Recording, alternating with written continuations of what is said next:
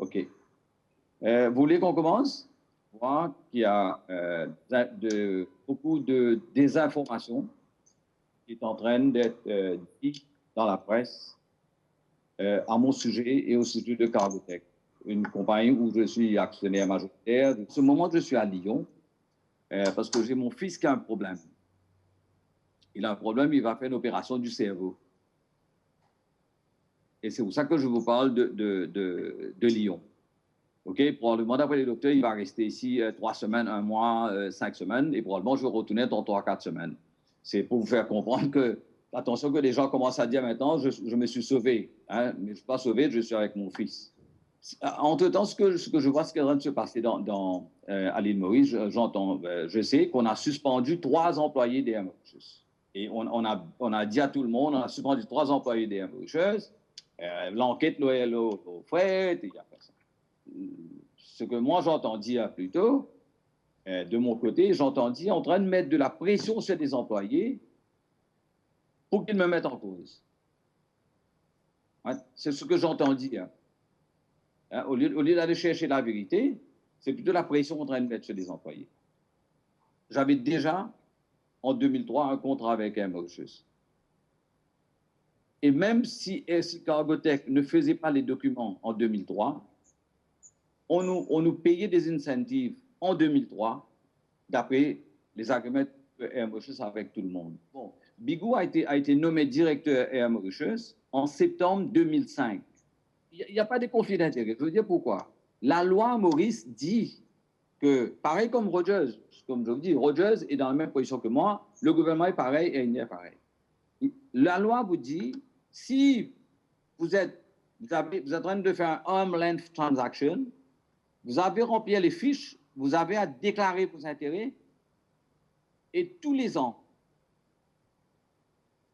Air Mauritius remplit ces fiches-là, le donne au Stock Exchange, à la Financial Services Commission, pour vérification et confirmation que c'est bon. Et comme je vous ai dit, vous avez même vu que quand Duval a répondu à l'Assemblée, il a dit, dans les lois mauriciennes, il existe que ça doit être fait comme ça, et M. Bigou et Air Mauritius l'ont fait. Si on m'avait dit que ce n'est pas bon, je n'aurais pas fait. Mais la loi dit que voilà ce que vous avez à faire. Vous savez, si on a besoin de moi, il faut dire comme un homme. Hein? Vous savez, il y a des gens qui n'ont pas de l'amour propre. Moi, j'ai de l'amour propre. L'ancien gouvernement m'avait nommé, je suis parti le lendemain. Si le nouveau gouvernement veut, il peut me rappeler. Et je peux vous dire, je peux ramasser plusieurs board directeurs dans ma poche.